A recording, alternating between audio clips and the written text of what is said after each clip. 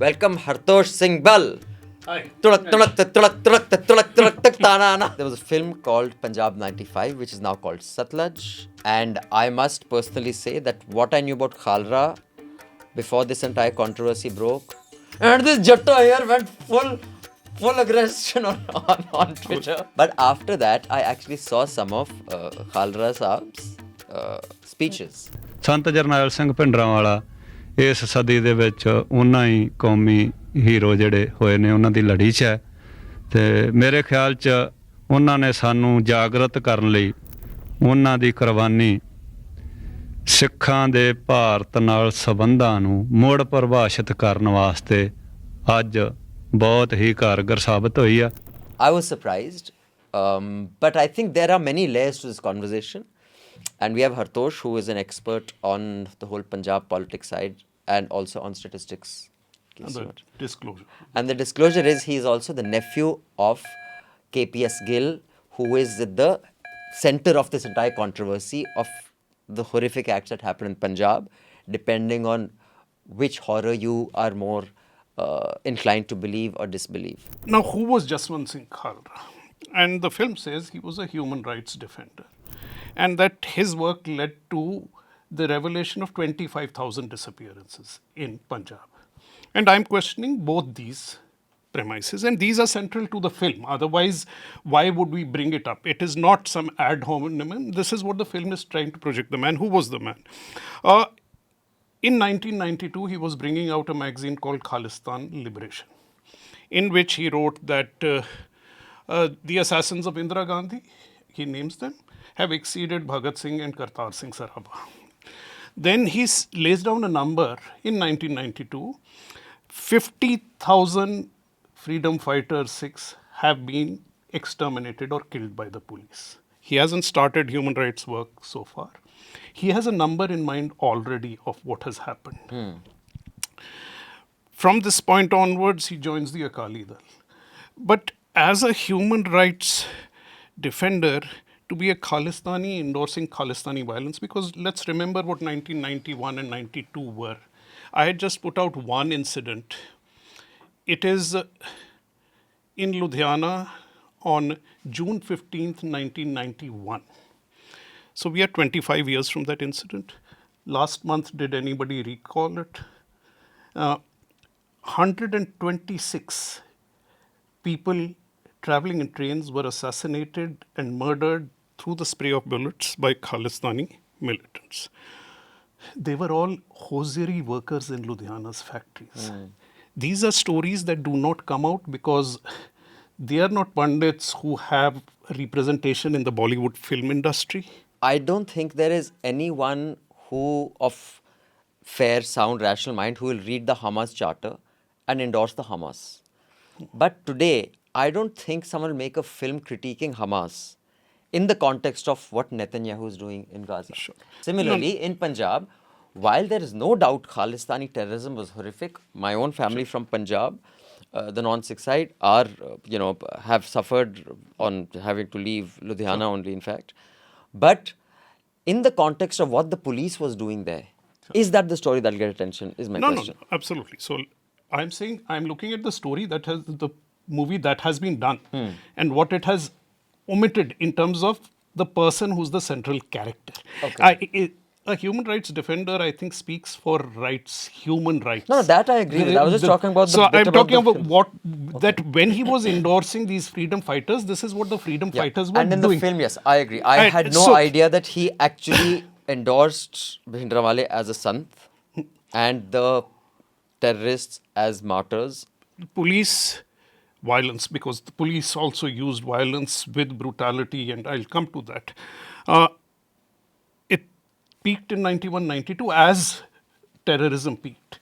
By 93, it had ended.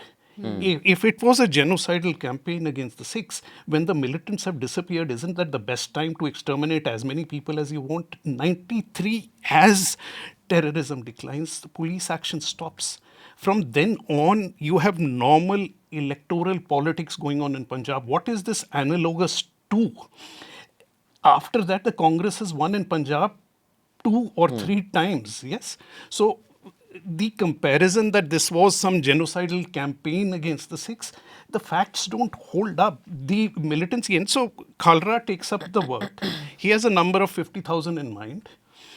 He goes and starts working in Taran, which was the hotbed, the place most affected by terror, militancy, police action. So important, 27% of all violence took place. So whatever happened in Taran or this area where Khalra worked should account for 1/3 roughly of whatever happened in the rest of Punjab, because these are the official figures which can be cross-checked. See, people will tell these figures are exaggerated, they are wrong, this. But then tell me, what other figures should we argue with? You can't say that I will decide what the figures are, I will decide what the numbers are. Or you have to say what is the way you got to that Got number. to that. And Khalra said how it got to that number, and his way was wrong. Hello, I'm crashing this Hafta to say that this Sunday we had our very first meeting for the News Laundry and the News Minute Book Club, which was very, very fun, and people had a lot of interesting opinions about who Lata should have married. Here's a glimpse of the event. Welcome to the News Laundry and the News Minute Book Club.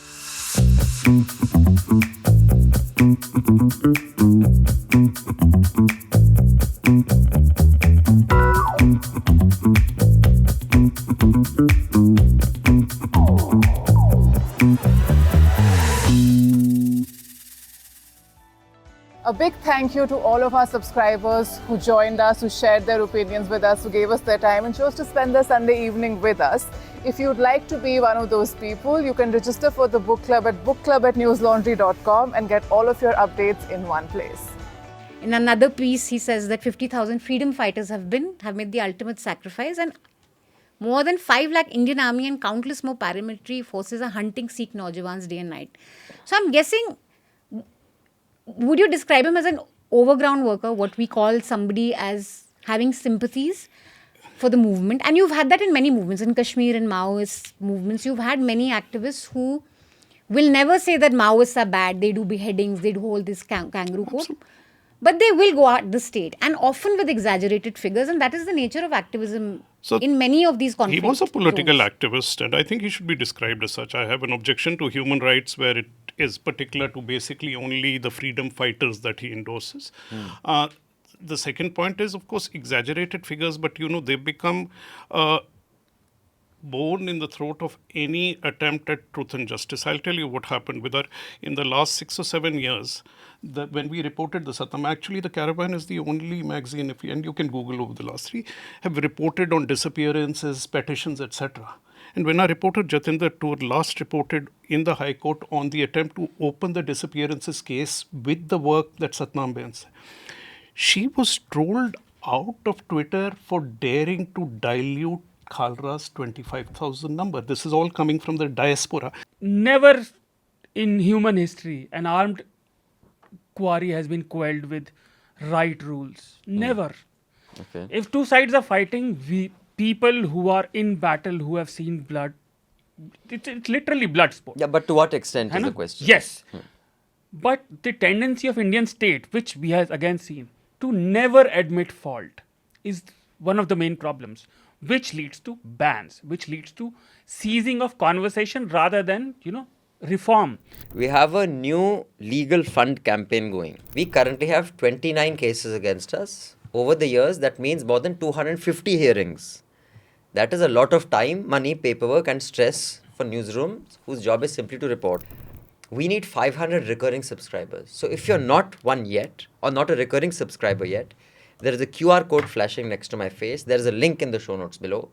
And I will come back to this later again. Do subscribe, become a recurring subscriber so that this legal expense is something that we don't have to stress about and don't have to do conjusi on the reporting aspect of it. In Honey's defense, even though I haven't seen the movie, a filmmaker, maybe his main goal was to show excesses in Punjab that haven't been spoken about and that do have a deep wound. And Khalra becomes a tool to talk about what the police did. So then everything that he did, 25,000 or 8,000 or somewhere in the middle, what was he really all about, takes a back seat. And I think the central intention is to talk about how people suffered. Are we saying that if I start criticizing Dhurandhar tomorrow that I am anti-national? Yeah, exactly. If I am criticizing Kashmir, I pointed out certain facts nobody knew, though they are easily accessible.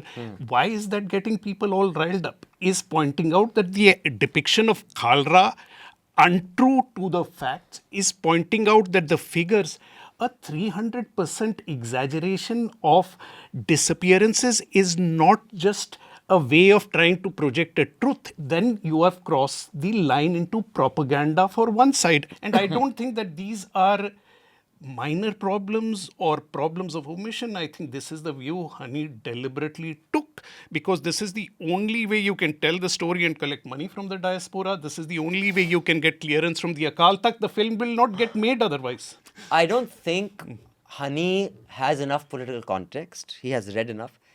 It is a really great story that he thought would tell. It is not an easy one to release. There are a lot of easier films to release. Absolutely. He just said, oh my God, what a great story. He, like many filmmakers, did not bother to read before, after, more, less. So I don't believe that it was a preconceived idea. Let me make a story about scriptwriters, isn't it? Exactly. Never has been a movie made about any real character which was accurate. That's also true. One of the most apt examples recently is Blind Side. It was made about Michael Orr, received Oscars. But now Michael Orr is suing the family, which quote-unquote adopted him. In my view, Hartosh unfairly compared Kashmir Files to this. I've seen both films. I think this film has a very glossed over, painted over view of Khalra, which I'm glad now I know about.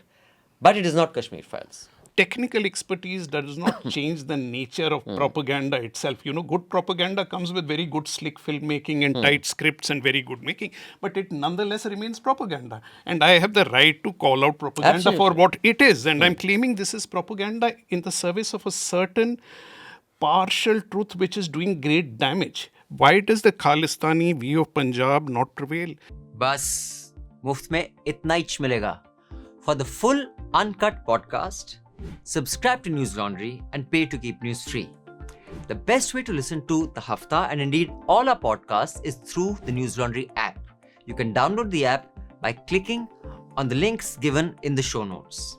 So do download our app and get the best podcast experience. And also pay for news and support a new news media ecosystem that News Laundry is trying to encourage, where we are accountable to you because we run on contributions that you make.